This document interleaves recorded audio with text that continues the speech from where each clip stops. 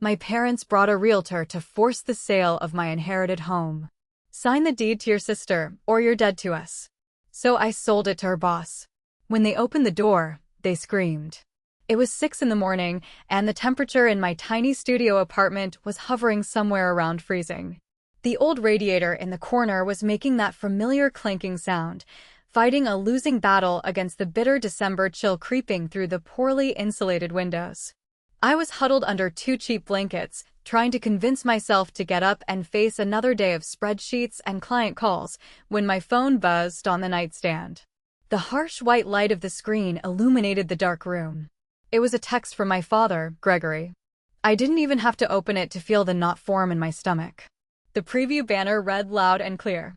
Quote, "Sign the deed to Brianna today, or you are dead to us." End quote. I stared at the ceiling, listening to the drip of the leaky bathroom faucet. I am Nora. I am 32 years old, an accountant who spends 50 hours a week organizing other people's finances, balancing their books, and making sure their numbers add up perfectly. I deal with numbers because numbers are honest. They do not gaslight you. They do not manipulate you. And most importantly, numbers do not play favorites. They are the exact opposite of my family. For the past month, my parents had been running a relentless campaign to force me to surrender the only valuable thing I had ever owned in my entire life. An $800,000 house in Palo Alto left to me by my late grandmother. It wasn't just a house. It was a beautiful, historic Victorian with a wraparound porch, a flourishing garden, and a quiet reading room that smelled of old paper and dried lavender. It was generational wealth, sitting right in the middle of Silicon Valley. And my parents were absolutely determined to take it from me and hand it over to my younger sister, Brianna, on a silver platter. I didn't reply to my father's text right away. I just lay there in the cold, feeling a strange sense of calm wash over me. It was the kind of calm you feel when the worst thing you have been dreading finally happens, and you realize you are still breathing. You are dead to us. Those were the words he chose. Over a piece of real estate. Over a building of wood and stone. I pulled the blankets tighter around my shoulders, realizing that they had never really seen me as a daughter. I was just an obstacle standing between their golden child and her next shiny toy. If you want to understand the madness of the past few weeks, you have to understand the 32 years that came before it. In my family, love was not something given freely. It was a currency, and the accounts were wildly unbalanced. Brianna is 29, 3 years younger than me, but in our parents' eyes, she might as well be the center of the solar system. I remember my 18th birthday with crystal clarity. I was working a double shift at a local diner to save up for my community college textbooks. I came home at 11 at night, my uniform smelling of stale coffee and fryer grease. My mother, Brenda, handed me a generic store-bought card with a $20 bill tucked inside, patted my shoulder, and told me not to wake Brianna because she needed her beauty sleep. I sat alone at the kitchen table, eating a leftover slice of toast, telling myself that this was just how life was. You work hard, you keep your head down, and you expect nothing. 3 years later, Brianna turned 18.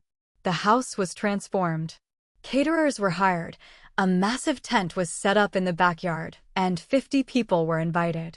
The climax of the evening was my father leading Brianna out to the driveway and handing her the keys to a brand new Silverado. She screamed, cried, and hugged them, talking about how blessed she was. When I quietly asked my mother how they could afford a luxury car when they had told me they couldn't help with my tuition, she looked at me like I had just insulted her. She said, quote, "Nora, you're strong. You can handle the real world. Brianna struggles with bus anxiety. She needs this. You need to stop being so selfish and support your sister." End quote. Bus anxiety.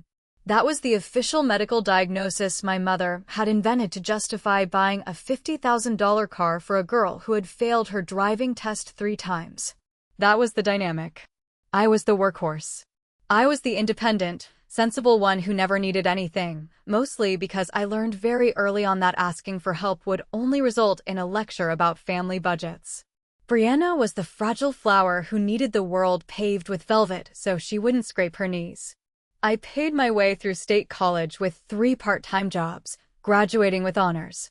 Brianna floated through a private university on my parents' dime, changing her major 4 times before barely scraping by with a communications degree. Every time she stumbled, my parents were right there with an open checkbook. Every time I succeeded, I got a polite nod before the conversation shifted back to whatever minor drama Brianna was dealing with that week. The only person who saw through the charade was my grandmother, Beatrice. She was my father's mother, a sharp, elegant woman who lived alone in that beautiful Palo Alto house. While my parents were busy managing Brianna's social calendar, Grandma Beatrice would invite me over for Sunday afternoons.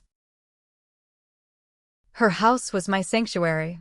It was the only place on earth where I didn't feel invisible. We would sit in her reading room, drinking loose-leaf Earl Grey tea, surrounded by thousands of books. She didn't ask me about my sister. She asked me about my accounting classes, my dreams, my plans for the future. She taught me how to read a stock ticker, how to understand compound interest, and how to build a credit score. She treated me like a capable adult, not an afterthought. I remember one specific rainy afternoon, just 2 years ago. We were sitting on the porch, watching the water pool in her rose garden. She held my hand, her skin soft and thin like tissue paper. She looked at me with those piercing blue eyes and said, quote, "Nora, your parents are going to drain you if you let them. They look at you and see a safety net. They look at Brianna and see a reflection of their own vanity. When I am gone, you must protect yourself. Promise me you will not let them bully you into giving up what is yours." End quote. I didn't fully understand the weight of her words at the time. I just squeezed her hand and promised. 2 months ago, Grandma Beatrice passed away peacefully in her sleep at the age of 88. The grief hit me like a physical blow. I lost the only person in my family who genuinely loved me for exactly who I was. The funeral was a blur of black dresses and polite condolences. Brianna cried dramatically at the graveside, supported on both sides by our parents, while I stood a few feet away, feeling completely alone. I didn't know it then, but Grandma Beatrice had left behind a shield for me, one made of ironclad legal documents. A week after the funeral, we were all summoned to the office of Valerie, my grandmother's estate lawyer. The office was all dark mahogany and leather chairs. My parents sat together, holding Brianna's hands, practically vibrating with anticipation. They had already started talking about what they would do with the proceeds of the Palo Alto house. My mother wanted to use part of it to pay off the remaining loan on Brianna's Audi and maybe help her put a down payment on a luxury condo. They had it all mapped out. Valerie cleared her throat, opened the heavy cream-colored folder, and began to read. The legal jargon flowed for a few minutes before she reached the core of the document. I will never forget the exact words or the silence that followed them. Valerie read, quote, "To my granddaughter, Nora, I leave my primary residence in Palo Alto, including all contents therein, in its entirety. I make this bequest knowing her strength, and I explicitly state that this property is for her sole use and benefit, free from any claims by other family members." End quote. The silence in the room was so heavy you could choke on it. My father's jaw actually dropped. Brianna blinked rapidly, looking between the lawyer and our parents like there had been some sort of translation error. Then, the explosion. My mother stood up, her face flushed red. She told the lawyer there must be a mistake. She claimed Beatrice's mind had been slipping, that I must have manipulated her during those Sunday visits. Valerie, bless her heart, didn't even flinch. She coldly informed my mother that Beatrice had undergone a full psychological evaluation the day before signing the updated will, explicitly to prevent this exact type of contestation. My father turned to me, his eyes narrowing. Quote, "Well, Nora, obviously we will be selling it and splitting the money evenly. It is the only fair thing to do." End quote. I looked at him, feeling the ghost of my grandmother's hand over mine. Quote, "No, I am not selling it and I am not splitting it. The house is mine." End quote. That was the moment the Cold War turned hot. I walked out of that office as a homeowner and as public enemy number 1 in my own family. The campaign to break my spirit began subtly at first, then escalated into a full-blown psychological siege. It peaked exactly 1 month later, during Thanksgiving dinner. I had tried to excuse myself from attending, but my mother had pulled the ultimate guilt trip, crying on the phone about how it was our first holiday without Beatrice and we needed to be a family. Like an idiot, I caved. I showed up at their suburban home carrying a homemade pecan pie, hoping for at least a few hours of peace. I should have known better. It was a trap. The dining table was fully set, surrounded by my parents, Brianna, her current boyfriend whose name I could never remember, and 2 sets of aunts and uncles. The turkey was dry, the mashed potatoes were cold, and the tension was suffocating. Halfway through the meal, Brianna tapped her wine glass with a fork. She stood up, beaming, and announced that she had just been promoted to marketing manager at a major tech firm in the valley. Everyone clapped. My parents beamed with pride. Then, right on cue, Brianna's smile vanished, replaced by a perfectly practiced look of distress. Her eyes welled up with tears. She looked directly at me across the table. Quote, "It is such an amazing opportunity, but I am just so stressed. The new role requires me to host creative sessions and entertain important clients. I cannot do that in my tiny 2-bedroom apartment. I am so embarrassed. If I only had a proper house, a nice place to represent the company. I might lose this job if I cannot keep up appearances." End quote. The entire table went dead silent. 10 pairs of eyes slowly turned to look at me. The choreography of the moment was sickeningly perfect. My mother sighed heavily. Quote, "It is such a shame that a beautiful, large house is just sitting there empty while your sister's career is on the line. Family is supposed to lift each other up." End quote. My uncle chimed in, saying it was a massive responsibility for a single woman to manage an $800,000 property anyway, and that selling it to help Brianna would be the mature choice. I sat there, looking at my sister squeezing out fake tears, and my parents watching me like wolves circling a wounded deer. I didn't yell. I didn't cry. I quietly picked up my napkin, placed it on the table, stood up, and walked out the front door without saying a single word. My phone started ringing before I even started my car. Walking out of Thanksgiving dinner was the catalyst for my family to unleash their most toxic weapon, the flying monkeys. If you are not familiar with the term, it comes from the Wizard of Oz. It refers to the people a narcissist recruits to do their bidding and harass their victim. By the time I drove the 40 minutes back to my freezing, moldy studio apartment in Redwood City, my phone was practically melting from the notifications. My Aunt Helen left a voicemail calling me a cold, heartless spinster who was spitting on my grandmother's grave by hoarding wealth. My cousin texted me, quote, "Did you seriously ruin Thanksgiving over money? You are disgusting." End quote. But the masterpiece of manipulation came from my mother. She posted a long, dramatic status on Facebook. It didn't name me directly, but it didn't have to. It read, quote, "Nothing breaks a mother's heart more than watching greed destroy the bonds of sisterhood. You sacrifice your whole life to raise your children equally, only to watch one turn their back on family the moment money is involved. Praying for healing." End quote. It had 60 likes and dozens of comments within an hour. Church friends, neighbors, distant relatives, all offering sympathy to my poor, victimized mother. I sat on the floor of my apartment, wearing my winter coat indoors because the building's heater had broken again. The irony was physically painful. People living in massive suburban homes with double-car garages were publicly shaming me for being greedy, while I was debating whether I could afford to run a space heater for more than an hour without tripping the circuit breaker. They were demanding I hand over a fortune so my sister could host cocktail parties, while I was eating ramen noodles to save money for a decent winter coat. It was madness. It was gaslighting on an Olympic scale.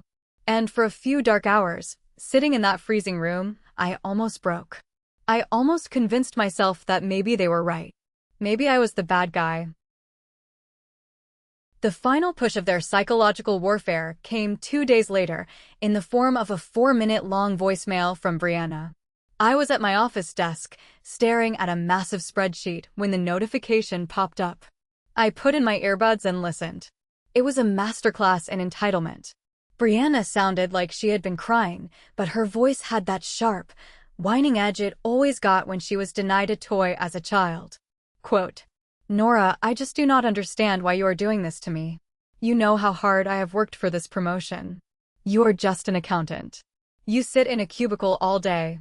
You do not need a house in Palo Alto. It does not even make sense for your lifestyle. I am the face of my department now. I need the space.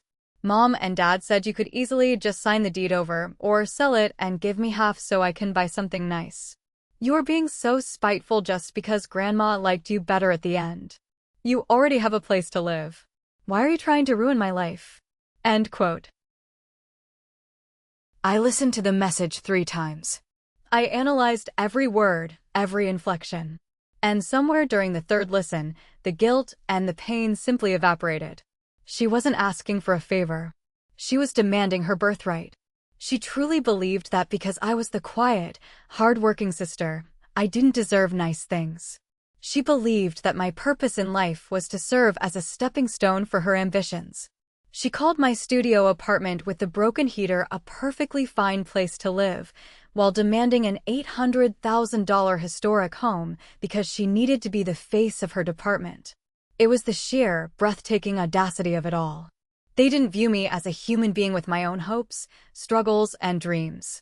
I was an NPC in the video game of Brianna's life. I was a resource to be mined. And my parents were the managers overseeing the extraction. That evening, I was sitting on my cheap, lumpy sofa, drinking a cup of cheap tea, looking at the damp spot growing on my ceiling. My phone lit up again. It was the text from my father. "Sign the deed to Brianna today, or you are dead to us." This brings us right back to the beginning.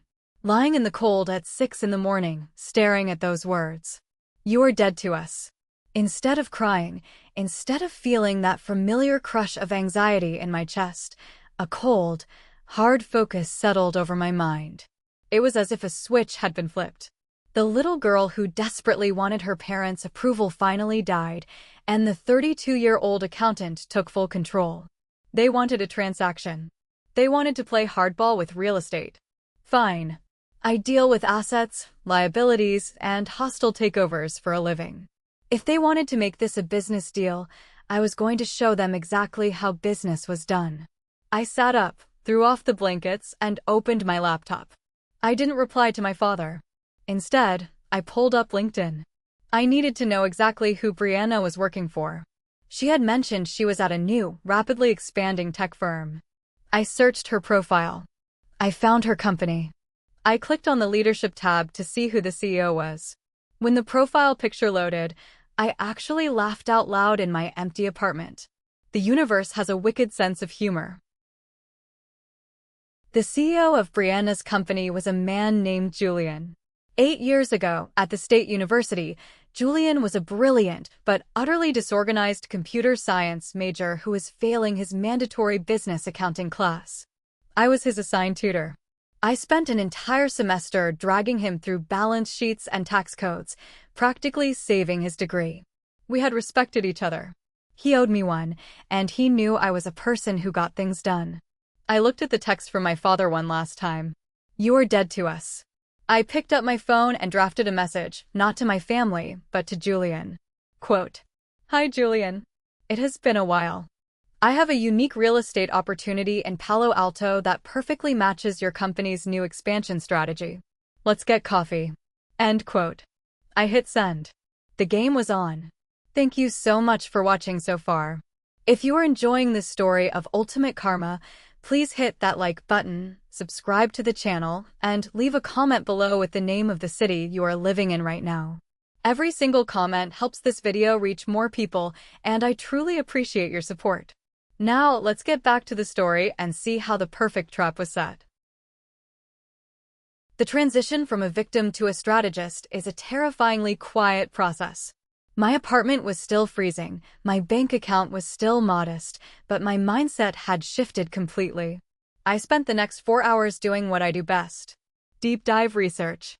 I scoured every press release, every interview, and every financial blog mentioning Julian's company. I found out that they were aggressively pivoting their workplace model. Post-pandemic, Julian was pushing for, quote, residential-style satellite offices, end quote. He wanted to buy large, comfortable homes in premium Silicon Valley neighborhoods to use as creative hubs for his teams, avoiding the sterile corporate tower environment. It was the perfect storm. Julian needed premium real estate with a residential feel. I had an $800,000 historic Victorian in Palo Alto.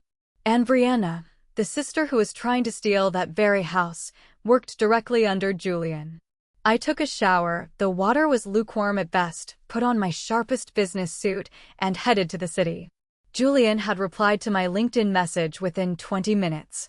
He remembered me perfectly. He said he was swamped, but could squeeze me in for a 30-minute coffee near his headquarters.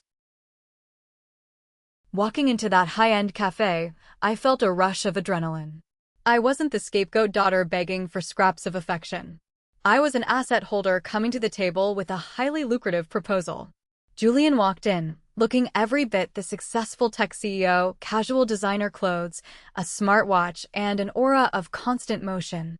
He smiled warmly, gave me a brief hug, and we sat down. He asked how I was doing, but I didn't waste his time with small talk or family drama. I slid a sleek, printed portfolio across the table. It contained high-resolution photos of my grandmother's house, the floor plans, the zoning details, and an independent appraisal. Quote, "You are looking for satellite offices to boost creative morale. I have the crown jewel of Palo Alto. 3,000 square feet, perfectly maintained, walking distance to transit, and zoned for mixed use. I am willing to sell it to your LLC today." End quote. Julian opened the folder. His eyes scanned the numbers and the photos. He was a businessman first and foremost, and he knew a gold mine when he saw one.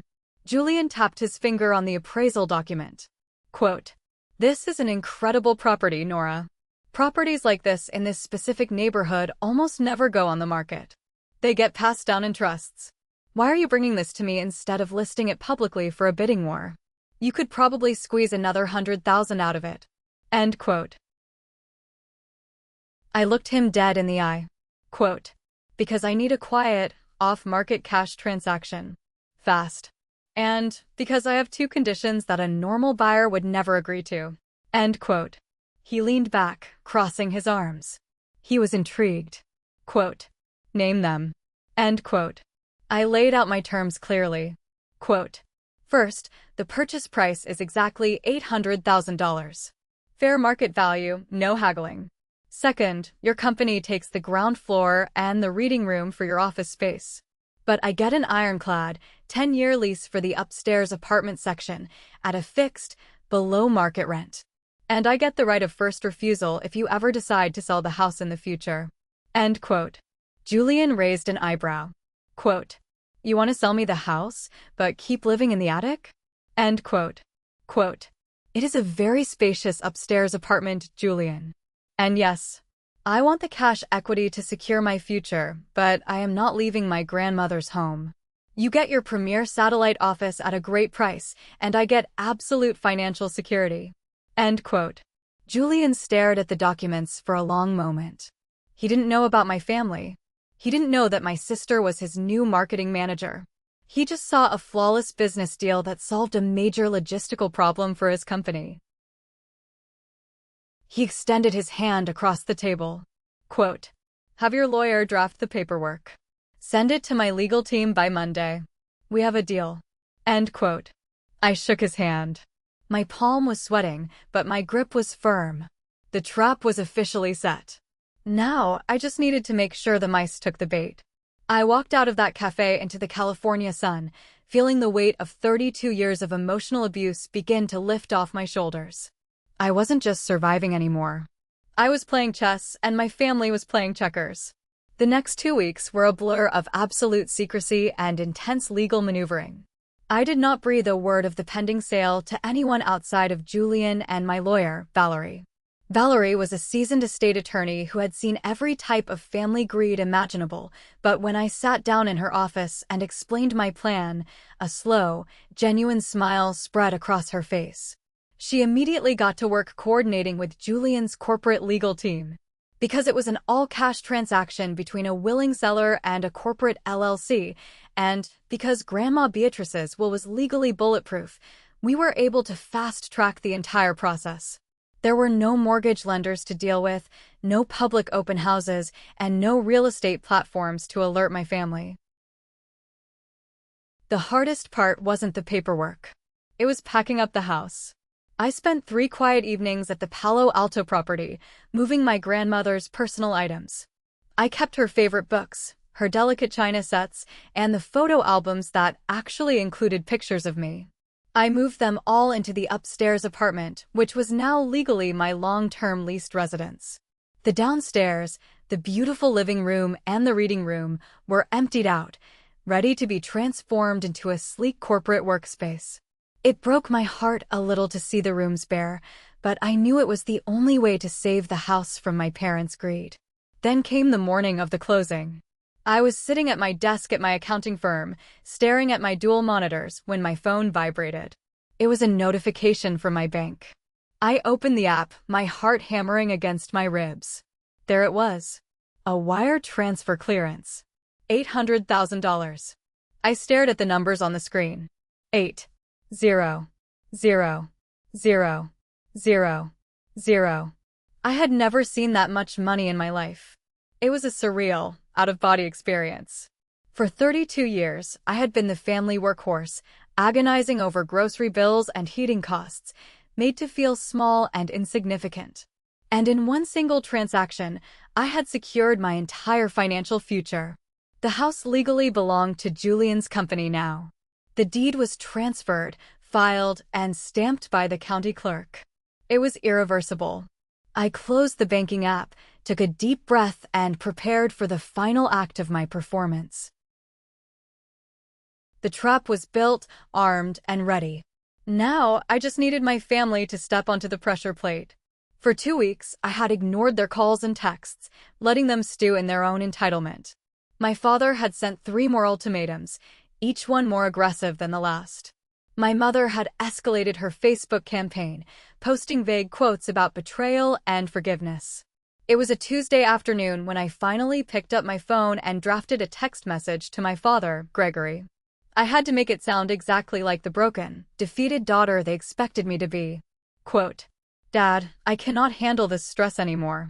The whole family hates me, and I am exhausted. You win. Let us just get this over with. I will meet you and Mom at Valerie's law office this Thursday at 2 in the afternoon to discuss the paperwork." End quote. The response was almost instantaneous. Quote, "It is about time you came to your senses, Nora. We will see you Thursday. Do not be late." End quote. No apology. No acknowledgement of the pain they had caused. Just raw, unfiltered arrogance. They truly believed they had bullied me into submission. 10 minutes later, I got a text from Brianna. Quote, "Thank you for finally doing the right thing for the family, Nora. I knew you would realize how much I need this." End quote. I sat back in my office chair and smiled. The psychological satisfaction of that moment was intoxicating. They were currently celebrating a victory that did not exist. They were probably already shopping for Brianna's new living room furniture, mentally spending the money they thought they had just bullied out of me. They thought I was folding my hand, walking away from the table in tears. They had absolutely no idea that I wasn't just holding a royal flush. I owned the entire casino. Thursday arrived with pouring rain, matching the gloomy, serious atmosphere my family was trying to project when I walked into Valerie's law office. They were already seated in the conference room. My mother, Brenda, was wearing a somber navy dress, looking like she was attending a funeral rather than a property heist. My father sat tall, his chest puffed out with the confidence of a patriarch who had successfully disciplined his rebellious child. Brianna sat between them, checking her makeup and her phone camera. But they weren't alone. Sitting at the end of the mahogany table was a woman I had never met before. She wore an aggressively tailored red blazer, heavy perfume, and a predatory smile. My father didn't even say hello. He just gestured to the woman. Quote, "Nora, this is Monica. She is the top real estate agent in the valley. We brought her along to expedite the process. She already has the relinquishment forms drafted. All you have to do is sign the deed over to Brianna, or, if you prefer, sign an agreement to list the house today with Monica so we can split the cash." End quote. Monica slid a thick stack of papers across the table toward me, offering a painfully fake smile.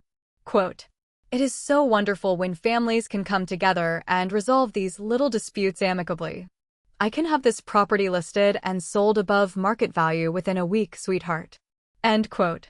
I looked at the papers, then at my family. They were looking at me with undisguised triumph. They had ambushed me. They brought a professional closer to ensure I couldn't back out. Valerie, my lawyer, sat quietly at the head of the table, her hands folded.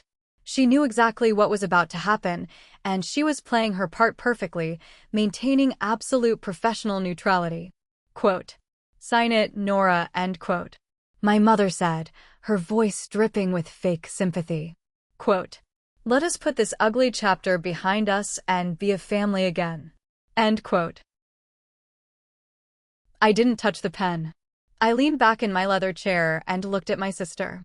Quote, "Before I sign away an $800,000 asset, I want to see it one last time." End quote. My father slammed his hand on the table. Quote, "Do not play games, Nora. We are not driving all the way to Palo Alto in this traffic just for you to get sentimental. Sign the papers now." End quote. I stood up, keeping my face completely blank.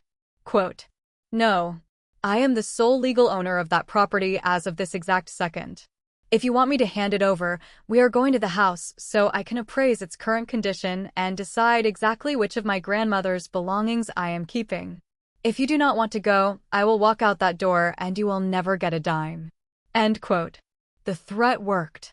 My father's face turned a dangerous shade of red, but he clenched his jaw and nodded. Monica, the realtor, scrambled to gather her papers, nervously laughing and saying a quick property tour was a standard part of the process anyway. We left the office. They all piled into my father's SUV, probably to spend the 20-minute drive complaining about how difficult and dramatic I was being. I got into my 10-year-old sedan. As soon as I closed the door, the silence of my car enveloped me. My hands were shaking, not from fear, but from pure, unadulterated adrenaline.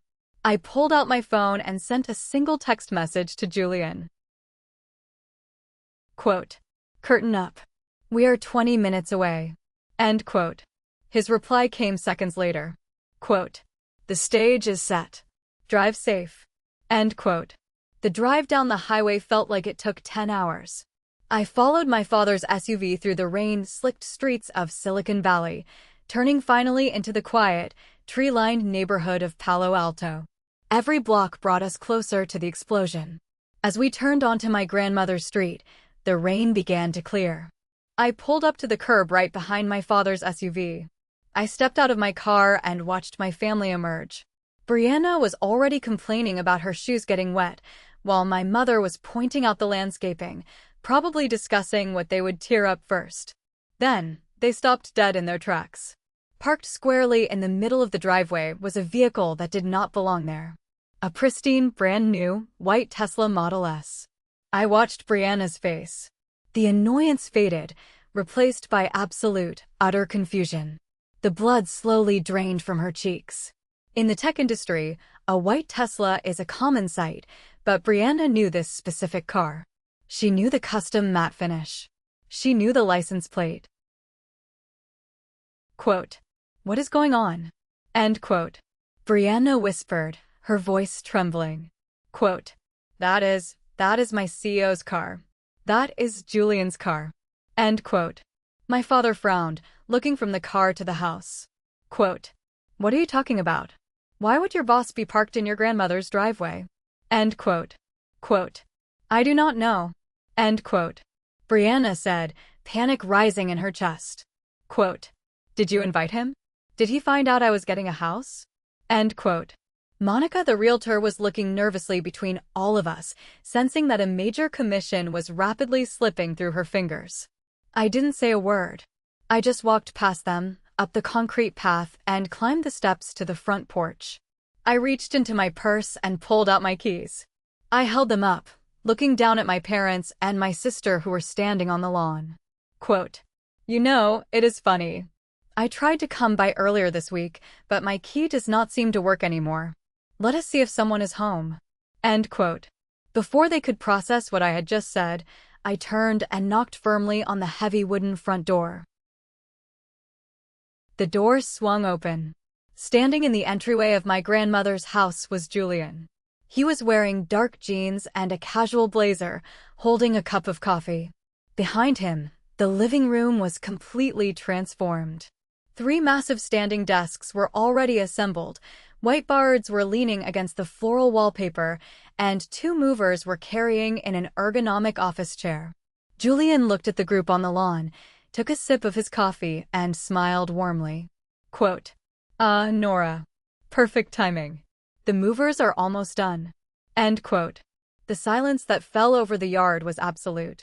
For 10 full seconds, no one breathed. Then, the chaos erupted. Quote, Mr. Julian? End quote. Brianna choked out, her eyes wide with horror. Quote, What are you doing in my house? End quote. Julian's smile vanished, replaced by the sharp, authoritative look of a CEO. Quote, Good afternoon, Brianna. And to be perfectly clear, this is not your house. This property is the newest satellite office for our marketing department. It belongs to my LLC. End quote. My father stormed up the porch steps, his face purple with rage. Quote, What the hell is going on here? This is my daughter's inheritance. You cannot just break in and steal property. I am calling the police. End quote. Valerie, my lawyer, stepped out from behind my father.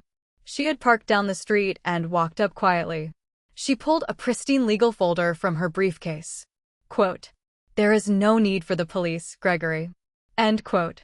Valerie said calmly, her voice carrying over the yard. Quote, 3 days ago, Nora executed a legal sale of this property to Julian's company for $800,000. The deed has been recorded with the county. The funds have cleared. Nora is no longer the owner of the main house. End quote. My mother let out a sound that was half gasp, half scream. Quote, You sold it? You sold family property to a stranger? We had a buyer. We had Monica. End quote. I looked down at my mother, feeling 32 years of resentment finally release its grip on my heart. Quote, You did not have a buyer, Mom. You had an extortion plan. You told me to sign the house over to Brianna, or I was dead to you. Well, I made my choice. And Julian is not a stranger. He was my study partner in college. He offered me full asking price, in cash, with 0 contingencies. End quote. Brianna was hyperventilating, holding onto the porch railing. Quote, But you work here now? In the house? End quote. Julian stepped forward. Quote, Yes, Brianna. The executive team decided this would be the perfect creative hub for the marketing department. Your new desk will be right in there, in the old reading room. And before you ask, yes, Nora will be around. As part of our purchase agreement, Nora holds a 10-year lease for the entire upstairs apartment. She is my tenant. You will be working directly under her floorboards. End quote.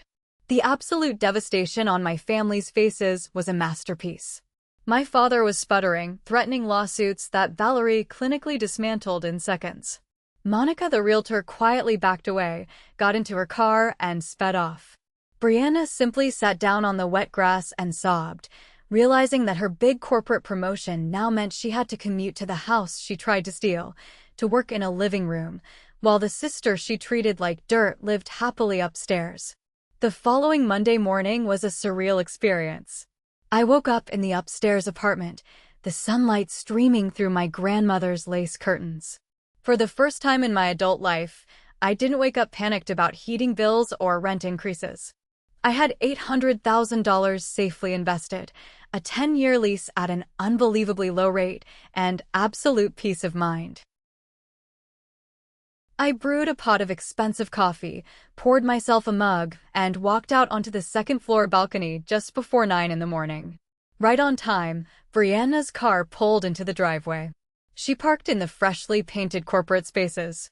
She stepped out, wearing a stiff business suit, clutching her laptop bag. She looked up and saw me leaning against the railing, sipping my coffee. She didn't wave. She didn't say a word. She just lowered her head and walked through the front door of her new office. A few minutes later, Diana arrived. Diana was the strict, no-nonsense head of marketing at Julian's company. I had met her briefly during the walkthrough. Diana did not care about Brianna's delicate feelings or her so-called bus anxiety. Within 10 minutes, I could hear Diana's voice through the old floorboards, loudly reprimanding Brianna for failing to prepare the weekly analytics report correctly. There were no parents there to protect her. There was no one to buy her a shiny new toy to make her feel better. Brianna was finally living in the real world, and the real world was not impressed by her tears. Over the next 6 months, the golden illusion of my sister's life slowly completely collapsed. Without my parents' constant financial subsidies, and without the ability to hide her incompetence behind corporate hierarchy, Brianna's true colors showed. Working in the house was psychological torture for her. Every time she needed to use the restroom, she walked past the stairs leading up to my apartment. Every time she took a lunch break in the garden, she saw the roses I was tending to. The stress shattered her unearned confidence. Her work performance plummeted. I heard through the grapevine and occasionally through the air vents that she was missing deadlines, alienating clients with her arrogant attitude, and constantly making excuses. My parents tried to intervene, of course. My father actually called Julian's corporate office and threatened to sue the company for creating a hostile work environment for his daughter. Julian's legal team sent a single cease and desist letter that terrified my father into permanent silence. 8 months after the sale of the house, Brianna was officially placed on a performance improvement plan. 2 months after that, she was quietly let go. She had to pack up her desk in my grandmother's reading room and walk out the front door for the last time. I didn't watch her leave. I was too busy working on a business plan for my own independent accounting consultancy. The true closure did not come from watching my family face the consequences of their actions. It came on a rainy Sunday afternoon, exactly a year after Grandma Beatrice had passed. I was up in the attic space of my apartment, going through some old cardboard boxes that hadn't been opened in decades. At the bottom of a box filled with old knitting supplies, I found a small, cedarwood lockbox. Inside was a stack of letters, tied with a blue ribbon. They were all addressed to me, written in my grandmother's elegant cursive. I sat on the dusty floor and opened the first one. It was dated 5 years ago. Quote, "My dearest Nora, I see the way they treat you. I see how they take your brilliant light and try to hide it so Brianna can shine. It breaks my heart, but I also see your strength. You are building an armor of independence that they will never understand. I know that when I am gone, they will try to take everything from you. They will try to guilt you, shame you, and break you. That is why I am leaving you this house. It is not just a roof over your head. It is your sword and your shield. Do whatever you must do to protect your future. Sell it, keep it, burn it to the ground if you have to. Just do not let them win. I am so incredibly proud of the woman you are. Love, Grandma." End quote. I sat alone in the attic and cried. For the first time in 32 years, I cried without holding back. It wasn't the bitter tears of a scapegoat daughter. It was the healing, profound tears of someone who finally understood that she was deeply, truly loved all along. A year and a half has passed since that explosive day on the front lawn. My parents ended up selling their suburban home and moving to a retirement community in Arizona. They couldn't handle the neighborhood gossip. Everyone on their street knew exactly what they had tried to do to me, and the social isolation became too much for my mother's fragile ego to bear. Brianna moved with them, still unemployed, still blaming everyone else for her failures. I haven't spoken to them since the day they drove away from Palo Alto. I am officially dead to them, just as my father promised. And my life has never been better. I quit my draining corporate job and started my own consulting firm, operating right out of my upstairs apartment. I have incredible clients, total financial freedom, and a peace of mind that I never thought was possible. The marketing team downstairs is actually great. They are quiet, respectful, and occasionally invite me down for Friday afternoon catering. Julian checks in every few months, strictly as my landlord and former study partner. I spend my weekends tending to Beatrice's rose garden, watching the flowers bloom brighter every single season. So Reddit. After 32 years of being the invisible bank account, I used the only gift I ever received to secure my future, and in the process, forced my golden child sister to work under my floorboards. My parents still tell their friends in Arizona that I am a vindictive monster who tore our beautiful family apart out of pure greed. But I think I just handed them the exact reality check they ordered. Am I the jerk for selling my inherited house to her CEO? Thank you so much for watching. If you haven't subscribed yet, please hit that subscribe button and turn on notifications so you never miss out on more stories where karma serves the best cold dishes. Drop a comment below, I'd love to read your verdict on this. Are they right? Or did they get exactly what they deserved? Let me know in the comments.